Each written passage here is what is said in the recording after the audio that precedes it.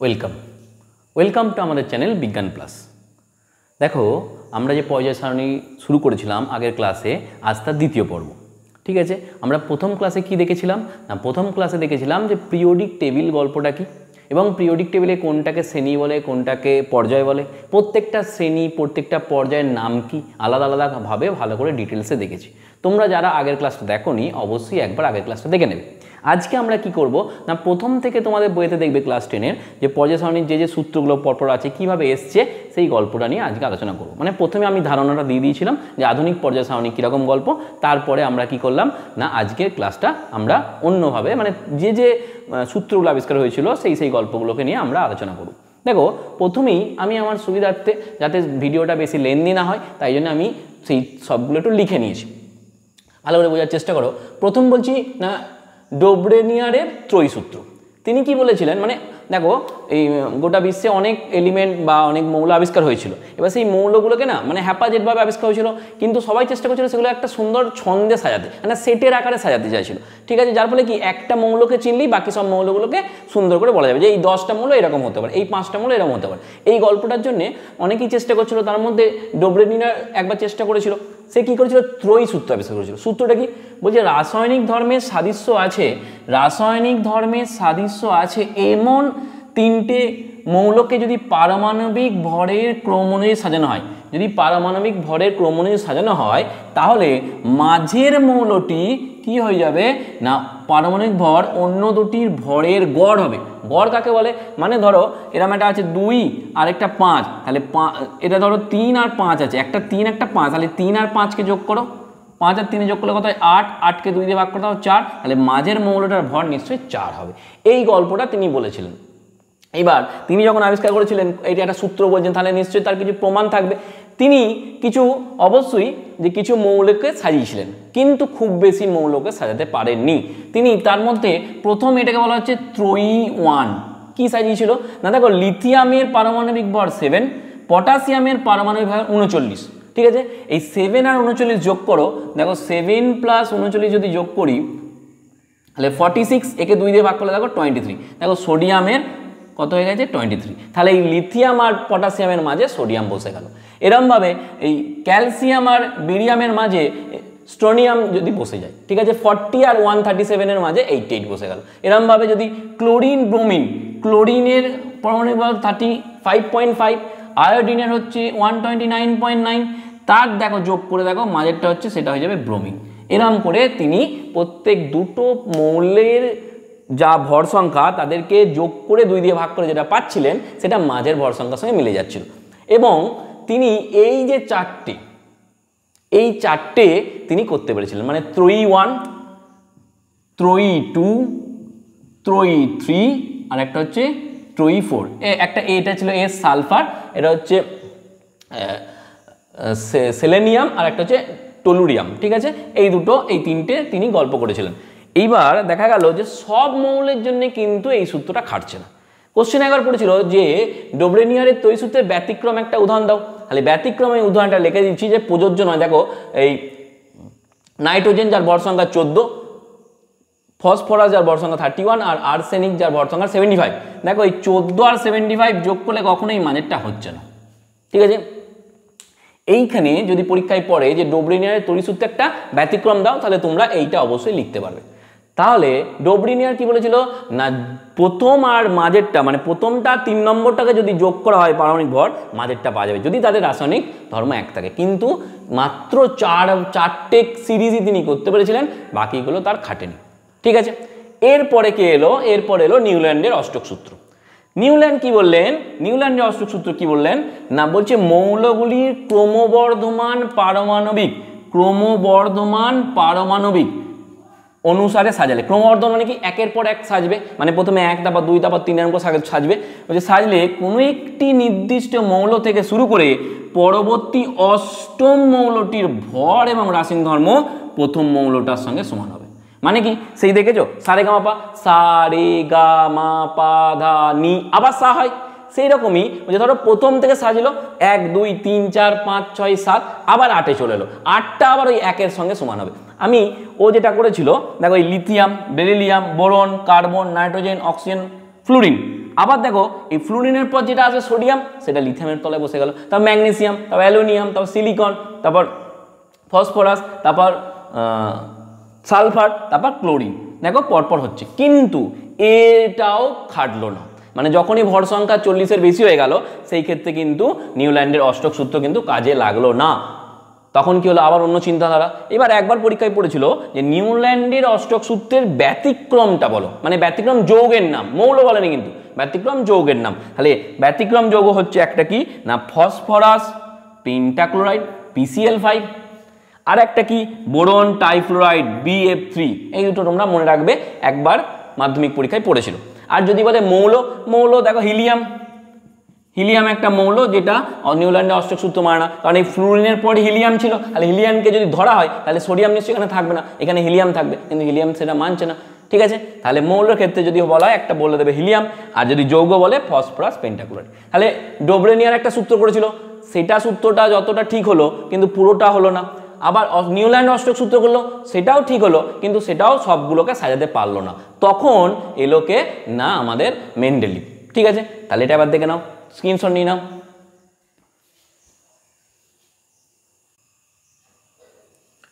ওকে, দেখো তাহলে ওই দুটো সূত্র আমরা দেখলাম। এরপরে মেন্ডেলিভ কিন্তু জীবনবিজ্ঞানে তোমাদের যে এক সংকর বিভাজন, দ্বিসংকর বিভাজন, সেটা লিভ ফ, এখানে ভ। মেন্ডেলিভ পর্যায় সূত্র, তিনি কি বলছেন না ইনার পর্যায় সূত্রটাই বেশিভাবে স্বীকৃত দিয়ে হয়েছে। কারণ কি না এই মেন্ডেলিভ যেভাবে বর্ণনা করেছেন তাতে করে মোটামুটি তখনকার টাইমে বা এখনকার টাইমে যতগুলো মৌল ছিল বেশিরভাগই সাজানো গেছে।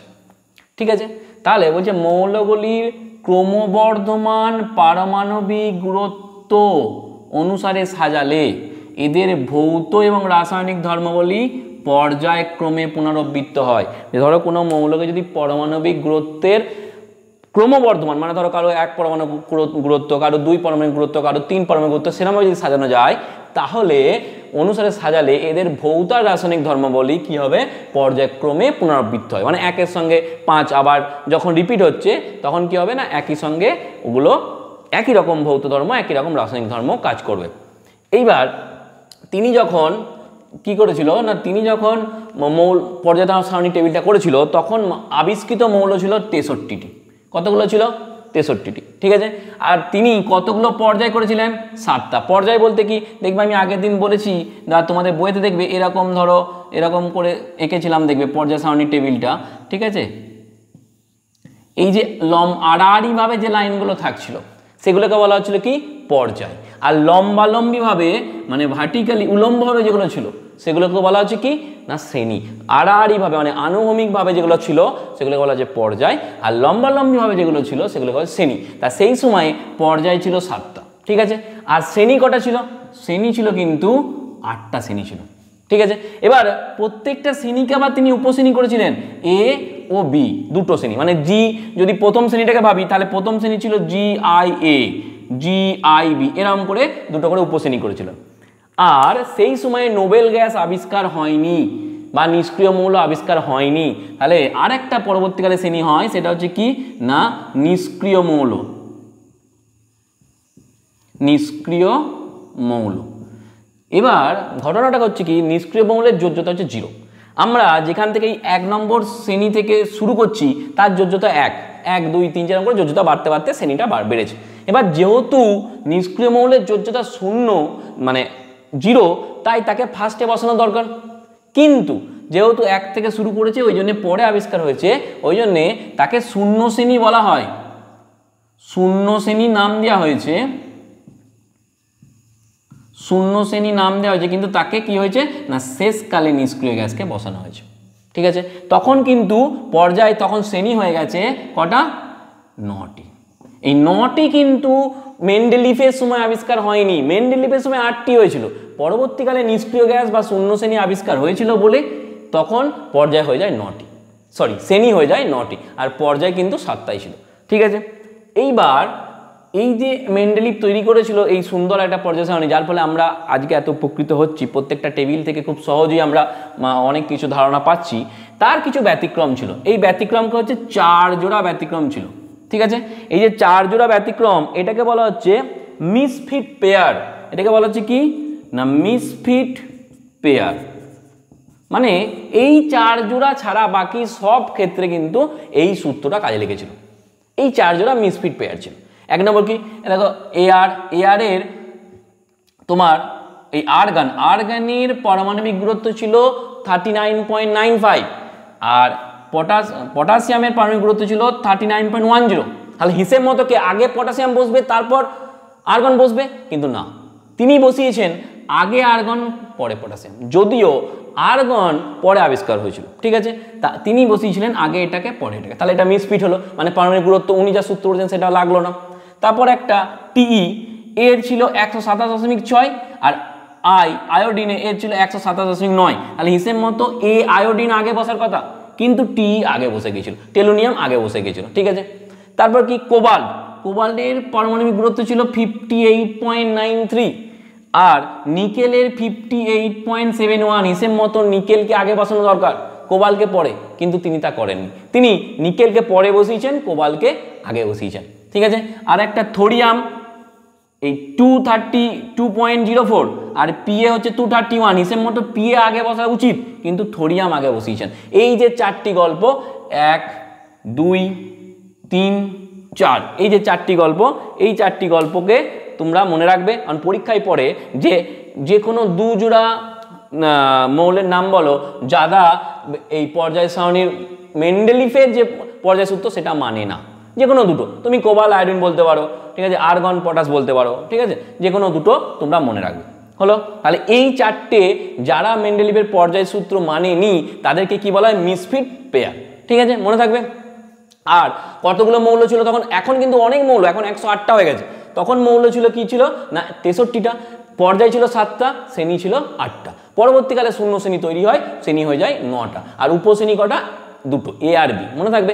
আর কি না এখন যে আরো মৌলগুলো আবিষ্কার হয়েছিল সেগুলো কিন্তু উনি যে পর্যায় টেবিলটা করেছেন সেটার মধ্যেই বসেছে, সেটার মধ্যেই কোথাও না কোথাও বসেছে। এইবার উনি কি করেছিলেন, কিছু জায়গা উনি ফাঁক রেখে গেছিলেন যে এই জায়গাটায় এরকম ভাবে একটা মৌল পাওয়া যাবে যেটা এই জায়গায় বসবে, এটা তিনি ভেবেছিলেন বা ফাঁক রেখেছিলেন, কিছু প্রমাণ করেছিলেন। সেই নামগুলো কি দেখো, আমি লিখেছি মেন্ডেলিফের প্রদত্ত নাম, মানে মেন্ডেলিফ ওই জায়গাটা ফাঁকা রেখেছেন, তখন আবিষ্কার হয়নি মৌলটা, তার নাম ছিলেন একা বোরন, বর্তমানে সেটা আবিষ্কার হয়ে গেছে, সেই জায়গাতেই বসেছে, কি নাম হয়েছে, স্ক্যান্ডিয়াম এসসি, ঠিক আছে। সেটা আবিষ্কারক কে না এনএল নিলসন, 1879 খ্রিস্টাব্দে সেটা আবিষ্কার করেছিল, ঠিক আছে। তারপরে কি না আরেকটা ফাঁকা জায়গা রেখেছিল কি একা অ্যালুমিনিয়াম, সেই জায়গাটা তিনি ফাঁকা রেখেছিলেন এবং নাম রেখেছিলেন যে এটা একা অ্যালুমিনিয়াম, এই তার সাদৃশ্য হবে, এই রকম তার ভৌত ধর্ম হবে, এই রাসায়নিক ধর্ম, তিনি সব বলে গেছিলেন। সেটা আবিষ্কার হয়েছে কি গ্যালিয়াম জিএ, এটা কি আবিষ্কার ছিল ডি বাইসারডন 1875 খ্রিস্টাব্দে। আর কে না একা সিলিকন, এই একা সিলিকনের জায়গায় কি আবিষ্কার হয়েছে না জার্মেনিয়াম জিই উইসনার 1888 খ্রিস্টাব্দে এটা আবিষ্কার করেছিল। তাহলে কোশ্চেন পড়ে যে একা বোরনের নাম কি, তোমাকে তখন বলতে হবে স্ক্যান্ডিয়াম, বা একা অ্যালুমিনিয়ামের নাম কি গ্যালিয়াম, মানে এই নামগুলো দিয়েছিল মেন্ডেলিফ, আর এইগুলো বর্তমানে তৈরি হয়েছে, মানে এই নামগুলো দিয়েছিল না, যেটা ফাঁকা ছিল, কিন্তু সেখানে কোনো মৌল ছিল না, ফাঁকা জায়গাটা ছিল, কিন্তু তিনি বলে গিয়েছিলেন যে এইটা একা বোরন টাইপের হবে, এইটা একা অ্যালুমিনিয়াম টাইপের হবে, এই গল্পটা তিনি বলে গিয়েছিলেন, ঠিক আছে।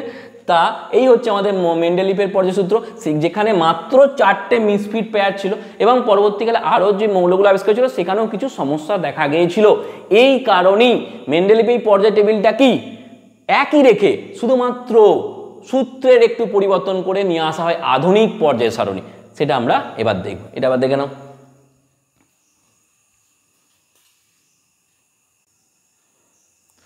দেখো তাহলে ওই যে আমরা মেন্ডেলিভ এর পর্যায় সূত্রটা পড়লাম, সেখানে আমরা কি দেখলাম 4টে মিসফিট পেয়ার আছে এবং বাকি যে নতুন মৌলগুলো আবিষ্কার হলো সেগুলো নিয়েও কিছু সমস্যার সৃষ্টি ছিল, তাই জন্যে তার টেবিলটাকে রেখে দিয়ে শুধুমাত্র তার সূত্রে একটু পাল্টনা করলো, মানে সূত্রটা একটুখানি পাল্টালো, সেটার নাম দেওয়া হলো আধুনিক পর্যায় সূত্র। পরীক্ষা যদি পড়ে আধুনিক পর্যায় সূত্র তাহলে এটা লিখতে হবে, আর যদি বলে মেন্ডেলিভের পর্যায় সূত্র তাহলে আগেরটা লিখতে হবে। দেখো কি বলছে না বিভিন্ন মৌলের ভৌত এবং রাসায়নিক ধর্মগুলি পারমাণবিক সংখ্যা বা ক্রমাঙ্ক বৃদ্ধির সাথে সাথে পর্যায়ক্রমে পুনরাবৃত্ত হয়। মেন্ডেলিভ কি বলেছিল ভৌত রাসায়নিক ধর্মগুলি পারমাণবিক গুরুত্বের সঙ্গে, কিন্তু না, তখন দেখা গেল যে যদি পারমাণবিক গুরুত্বের বদলে পারমাণবিক সংখ্যা বলা হয় তাহলে আগের যে মিসফিটটা ছিল 4টে পেয়ার সেটা তো সমস্যার সমাধান হচ্ছেই, বাকি মৌলগুলোরও সমস্যার সমাধান হয়ে যাচ্ছে। ওই জন্যে কি হলো না পারমাণবিক গুরুত্বের পরিবর্তে পারমাণবিক সংখ্যাটাকে বেশি গুরুত্ব দেওয়া হলো এবং নতুন করে একটা সূত্র তৈরি করা হলো যেটার নাম দেওয়া হলো আধুনিক পর্যায় সূত্র। এই আধুনিক পর্যায় সূত্রে পর্যায় কিন্তু 7খানায় রাখা হলো। আর মেন্ডেলিভ যে শ্রেণীটাকে দুটো করে উপশ্রেণীতে ভাগ করেছিলেন আর শেষকালে শূন্য শ্রেণী, সেইটাতে করা হলো কি 18টা একবারে কি করে দেওয়া হলো শ্রেণী করে দেওয়া হলো, যার মধ্যে 18 নম্বর শ্রেণীতে রাখা হলো কি ওই শূন্য শ্রেণী বা নিষ্ক্রিয় গ্যাসকে। ঠিক আছে, তাহলে যদি পড়ে যে আধুনিক পর্যায় সারণীর শ্রেণীর সংখ্যা কত 18টা, মনে রাখবে আধুনিক পর্যায় সারণীর শ্রেণীর সংখ্যা হচ্ছে 18টা। এইবার দেখবে আমি আগের ক্লাসেও বলেছি যে প্রত্যেকটা শ্রেণীর কী কী নাম, আমি এই ক্লাসেও আরেকবার বলে দিচ্ছি যে প্রত্যেকটা শ্রেণীর কী কী নাম। দেখো 1 নম্বর শ্রেণীর নাম কি না, 1 নম্বর শ্রেণীর নাম হচ্ছে ক্ষার ধাতু। ক্ষার ধাতু কেন বলে আমি আগের ক্লাসে বলেছি, কারণ এগুলো মানে মেটালিক এনার্জি অনেক বেশি, সেই জন্য তোমরা অবশ্যই আগের ক্লাসটা আবার দেখে নেবে যে কেন এটাকে ক্ষার ধাতু বলা হয়, সেটাকে ডিটেলসে আলোচনা করা হয়েছে। কি কি উদাহরণ দেওয়া আছে না, লিথিয়াম, সোডিয়াম, পটাশিয়াম। ঠিক আছে, তারপর 2 নম্বর শ্রেণী হচ্ছে ক্ষারীয় মৃত্তিকা ধাতু, মানে এটা ধাতু, এটা ধাতু। এই 1 নম্বরটা মাটিতে পাওয়া যায় না, 2 নম্বর এগুলো মাটিতে পাওয়া যায়, ওই জন্য ক্ষারীয় মৃত্তিকা, যেমন বিই, ম্যাগনেসিয়াম, ক্যালসিয়াম। তারপর 3 থেকে 12, এই 3 থেকে 12 বলতে কোনটা, দেখবে তোমাদের ওখানে টেবিলে এরম দুটো লম্বা লম্বা আছে, এখানে দুটো লম্বা লম্বা আছে, মাঝখানে দেখবে অনেকগুলো ইয়ে আছে, শ্রেণী আছে। এই মাঝখানে 3 থেকে 12টাকে বলা হয় সন্ধিগত মৌল। কেন না দুদিকে দুটো এস বলক আর পি বলককে মাঝখানটাও যেন জুড়ে আছে, ওই জন্য এটাকে বলা হয় সন্ধিগত মৌল। তারপরে 13 নম্বর শ্রেণীকে বলে বোরন পরিবার, বোরন, অ্যালুমিনিয়াম। তারপর 14 নম্বর শ্রেণীটাকে বলা হচ্ছে কি কার্বন পরিবার, ঠিক আছে, কার্বন, সিলিকন। তারপর 15 নম্বর শ্রেণীটাকে কি বলা হয় নিক্টোজেন। কেন নিক্টোজেন বলা হয় না এই যে মৌলগুলো খুব শ্বাসরোধকারী মানে শ্বাসকষ্টকারী গ্যাস তৈরি করে, যেমন হচ্ছে নাইট্রোজেন, ফসফরাস, আর্সেনিক।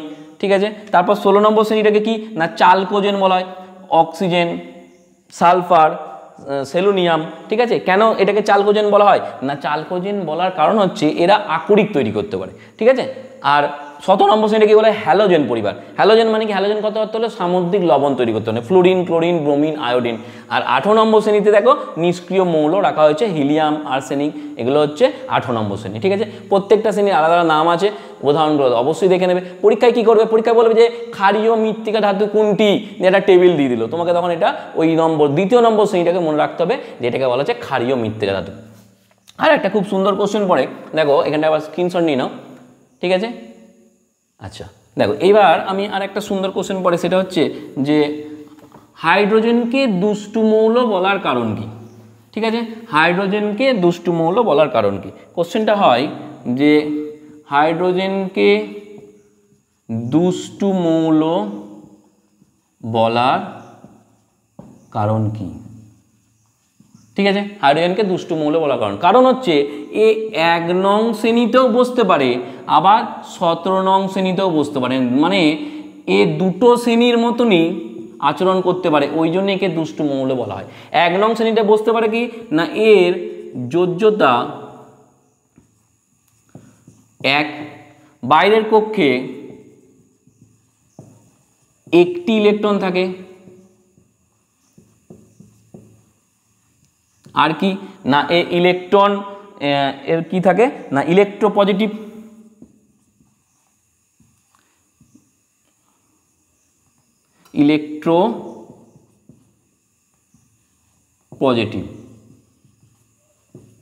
ইলেকট্রোপজিটিভ বলতে কি না ইলেকট্রন ত্যাগ করে ক্যাটায়নে পরিণত হয়, নাকি না ইলেকট্রন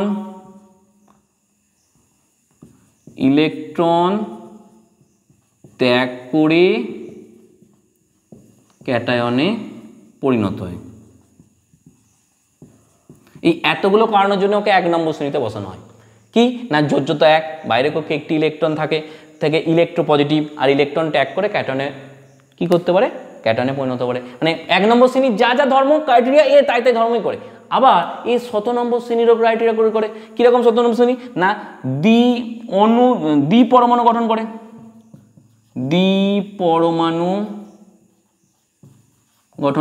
দ্বিপরমাণু গঠন বলতে কি, যেমন ফ্লুরিন F2 হিসেবে থাকে, ক্লোরিন Cl2 হিসেবে থাকে, সেরকম এও হাইড্রোজেন দুটো পরমাণু মিলে থাকে। ঠিক আছে, মানে দ্বিপরমাণু গঠন করে। তারপর কি না এ হ্যালোজেনগুলো মানে 17 নম্বর শ্রেণীতে কারা থাকে, এটা তো হ্যালোজেন, হ্যালোজেন পরিবারটা থাকে। তাহলে হ্যালোজেনগুলো কি তৈরি করে না হ্যালাইড যৌগ গঠন করে। এ কি করে হাইড্রাইড যৌগ গঠন করে।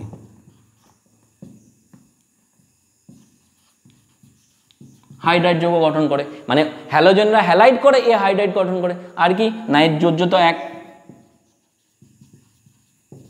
যোজ্যতা 1, ঠিক আছে। তাহলে ওই জন্যে দেখা গেছে যে হাইড্রোজেন 1 নম্বর শ্রেণীতেও বসানো হতে পারে, 17 নম্বর শ্রেণীতেও বসানো হতে পারে।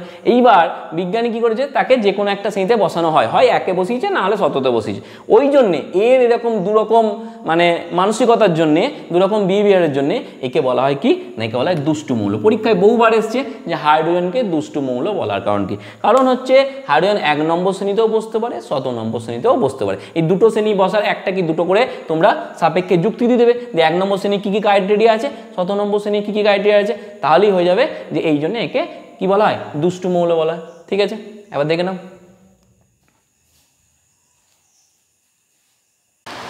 দেখো এবার আমরা শিখব কি না পর্যায়গত প্রবণতা।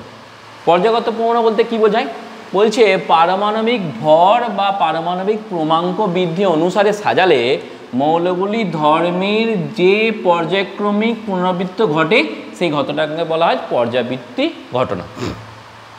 মানে পরপরভাবে যদি ক্রমাঙ্ক বৃদ্ধি করা হয় সাজালে ধর্মের যে মানে প্রবণতাটা পুনরাবৃত্তি ঘটে সেই গল্পটাকে বলা হচ্ছে কি পর্যায়গত প্রবণতা। এর মধ্যে সব কিন্তু পর্যাবৃত্ত হয় না, যেমন তেজস্ক্রিয়তা ধর্ম পর্যাবৃত্ত হয় না, চৌম্বক ধর্ম পর্যাবৃত্ত হয় না, কার্বনের বহুরূপতা ধর্ম পর্যাবৃত্ত হয় না। পরীক্ষায় এবার পড়েছিল যে কোন ধর্মগুলি পর্যাবৃত্ত ধর্ম নয়, তার মধ্যে অপশানে ছিল তেজস্ক্রিয়তা, আর দুটো মনে রাখবে চৌম্বক ধর্ম এবং বহুরূপতা।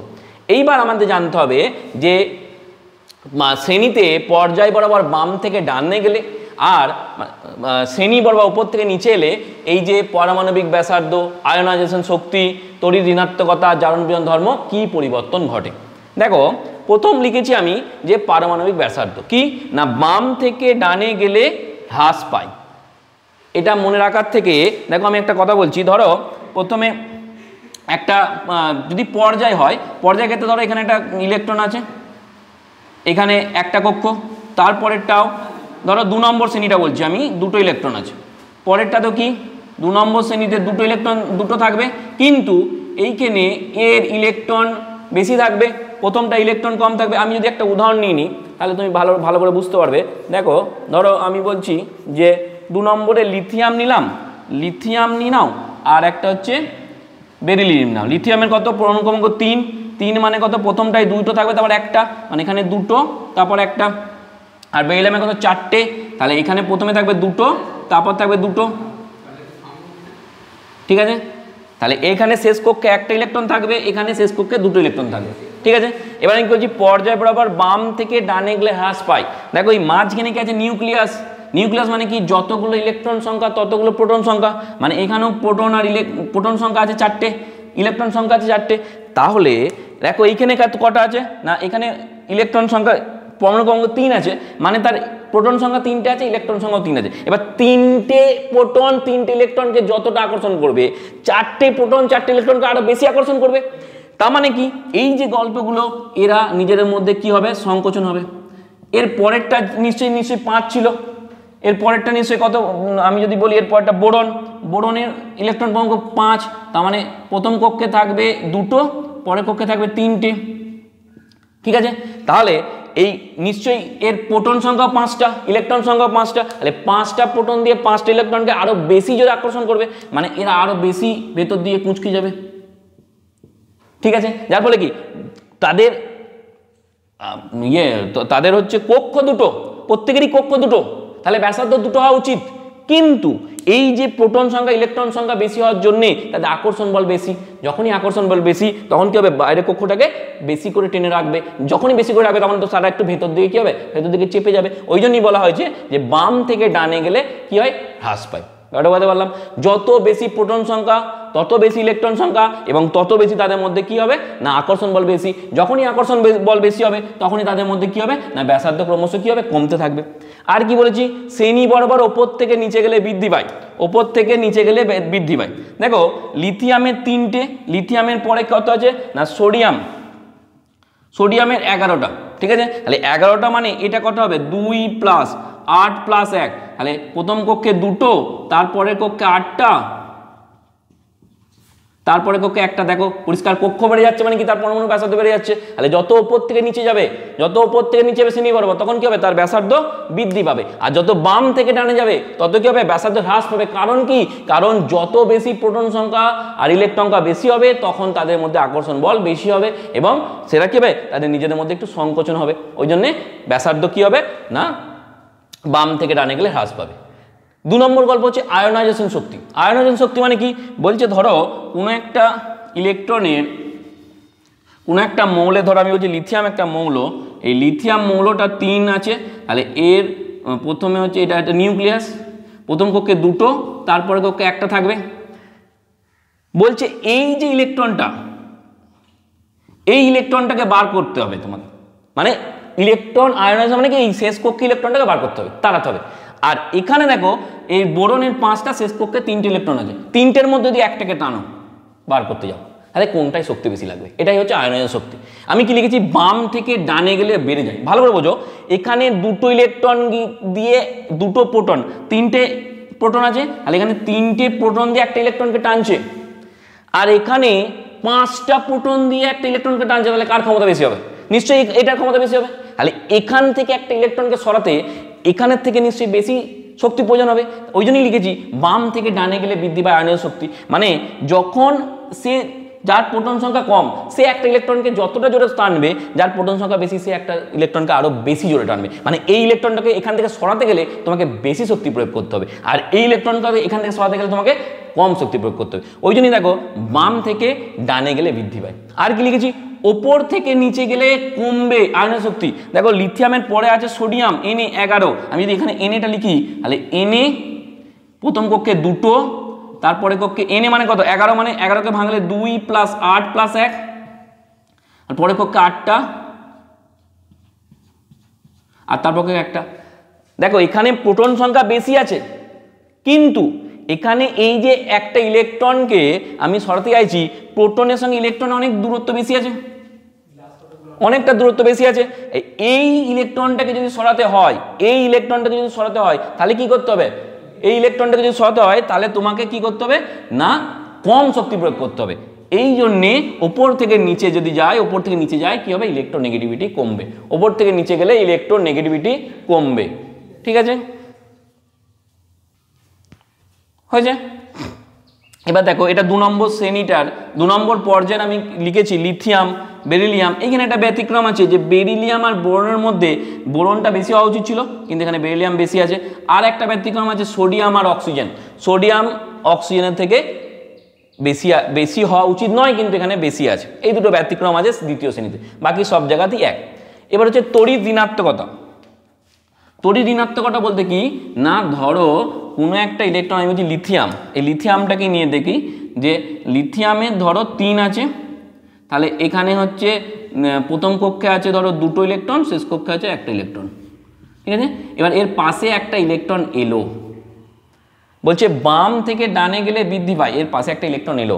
এই ইলেকট্রনটা ধরো এখানে কত আছে 3টে ইলেকট্রন, 3টে ইলেকট্রন দিয়ে যত টানবে, যতটা জোরে আকর্ষণ করবে, আগেরটা ছিল যে ওই শেষ কক্ষ থেকে ইলেকট্রনটা বার করে দেওয়া, এইখানে যতটা জোরে টানবে। এরপর ধরো বোরন আছে, বোরনের 5টা মানে প্রথমে 2টো, তারপর একটা 2টো 3টে, এর পাশে একটা ধরো ইলেকট্রন এলো, এখানে 5টাই প্রোটন আছে, তাহলে 5টা প্রোটন দিয়ে ইলেকট্রনটাকে আরও বেশি জোরে টানবে। ঠিক আছে, ওই জন্যই বলা হয়েছে যে বাম থেকে ডানে গেলে বৃদ্ধি পায়, আর ওপর থেকে নিচে গেলে কমবে। কারণ কি, যখন ওপর থেকে নিচে যাবে সোডিয়াম যখন বড় হবে, তখন ব্যাসার্ধ বড় হয়ে যাচ্ছে, তো যখনই ব্যাসার্ধ বড় হয়ে যাচ্ছে তখন তার মধ্যে তার শক্তি ক্রমশ কমতে আছে। লোক বেশি, ধরো তোমার কাছে 100টা 200টা লোক আছে, লোক বেশি আছে, কিন্তু ধরো তোমার সঙ্গে যা যুদ্ধ হচ্ছে সে আমেরিকাতে আছে, তাহলে কি হবে, যুদ্ধটা কি বিরাট জোরে করতে পারবে? কিন্তু তোমার পাশের বাড়িতে যুদ্ধ হচ্ছে, তোমার 2টো লোক হলেই কাফি, গিয়ে এরা লাঠি বাটি নিয়ে মাঝ থেকে পিটি দিয়ে চলে। ঠিক আছে, এটা হচ্ছে সেরকম যে যদি ওপর থেকে নিচে যায় তখন কি হবে না, তখন লোক প্রোটন সংখ্যা বেশি আছে কিন্তু অনেকটা দূরে আছে, যার ফলে কি তার সঙ্গে তার আকর্ষণ ক্ষমতাটা অতটা বেশি হচ্ছে না। আর জারণ বিজারণ ধর্ম, এখানে একটা পরীক্ষায় পড়ে আমি মিস করলাম, দেখো যে এই যে বলে যে কার ইলেকট্রোঋণাত্মকতা বেশি, ফ্লোরিনের, মনে রাখবে ফ্লোরিনের ইলেকট্রোনেগেটিভতা সবচেয়ে বেশি, ফ্লোরিন, তারপর ক্লোরিন, তারপর ব্রোমিন, তারপর আয়োডিন, মনে রাখবে ফ্লোরিন, ক্লোরিন, ব্রোমিন, আয়োডিন। আর ওপর থেকে নিচে গেলে কি হবে, ইলেকট্রোনেগেটিভ ক্রমশ কমতে থাকবে। আর জারণ বিজারণ কি না, বাম থেকে ডানে গেলে জারণ ক্ষমতা বৃদ্ধি পায়, lithium, beryllium, boron, carbon, nitrogen, oxygen, fluorine বাম থেকে ডানে গেলে বৃদ্ধি পায়, আর ওপর থেকে নিচে গেলে হ্রাস পায়। দেখো ফ্লোরিন, ক্লোরিন, ব্রোমিন, আয়োডিন। যদি বলে কার জারণ ধর্ম বেশি, ফ্লোরিনের, আর কার বিজন ধর্ম বেশি, তো সেক্ষেত্রে হবে আয়োডিনের। ঠিক আছে, তাহলে দেখো এইটা ছাড়া, পারমাণবিক ব্যাসার্ধ ছাড়া বাকিগুলো দেখো সবই বাম থেকে ডানে গেলে বৃদ্ধি পায় আর উপর থেকে নিচে গেলে কমে যায়। ঠিক আছে, তোমাদের পর্যায় সারণী সম্বন্ধে যা যা গল্প ছিল আগের ক্লাসে আমি পিরিয়ডিক টেবিল সম্বন্ধে বলেছি, আর এই ক্লাসে থিওরি যে বাকি পার্টটা পড়েছিল সেই পার্টটা আমি বললাম। তোমরা গোটা ভিডিওটা একবার ভালো করে দেখবে, যদি কোথাও কোনো অসুবিধা হয় অবশ্যই আমাকে কমেন্টে জানাবে, এবং যদি ভালো লাগে তাহলে অবশ্যই বন্ধুদের মধ্যে শেয়ার করবে। আর ভিডিওটা দেখো, তোমাদের পরবর্তী ক্লাসগুলো আমরা খুব তাড়াতাড়ি দেওয়ার চেষ্টা করব। Thank you.